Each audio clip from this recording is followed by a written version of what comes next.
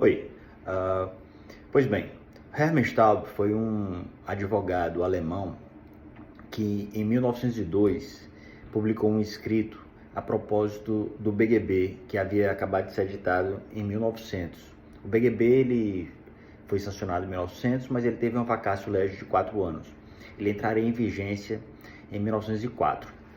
Pois bem, o Hermann Staub, que não era um acadêmico, mas era um advogado muito experimentado, muito vivido, ele estudando esse Código Civil que entraria em vigência na Alemanha, ele verificou hipotéticas lacunas que se referiam a situações em que uma parte devedora não inadimplia em absoluta sua obrigação, mas também não ocorria um perfeito adimplemento, no sentido de que a parte devedora prestava algo, mas aquele algo não atingia perfeitamente a utilidade buscada pela parte devedora.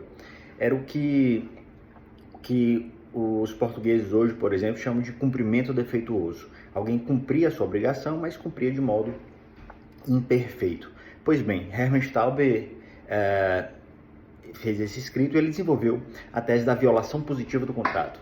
Algumas situações que na verdade eram bem heterogêneas entre si, em que seria possível que alguém violasse um contrato não pelo seu inadimplemento, mas pelo seu próprio cumprimento. Então cumpria, mas cumpria de forma inadequada, cumpria de forma a não atingir a utilidade buscada pela parte credora.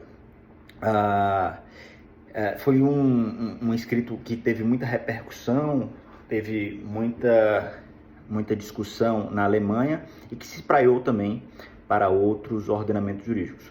No Brasil, essa discussão existe, então nós temos, por exemplo, 2 escritos de referência nessa tese aqui, que são do professor Jorge César, do Rio Grande do Sul, e da professora Renata Steiner, de Curitiba, do Paraná, e de São Paulo, em que eles discorrem sobre a aplicabilidade dessa tese no Brasil. Por outro lado, existe uma outra corrente que entende que a violação positiva do contrato não tem uma perfeita adequação ao sistema brasileiro por uma característica própria do nosso ordenamento, que é o conceito legal de mora no Brasil, que é um pouco mais amplo do que o não cumprimento apenas no tempo devido.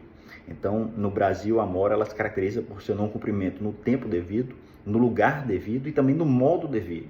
De forma tal que no Brasil, para esta corrente, e eu particularmente me filio a ela, no Brasil nós não teríamos uma violação positiva do contrato, no caso quando alguém cumpre mal uma obrigação, mas nós teríamos propriamente uma ocorrência de um inadimplemento relativo.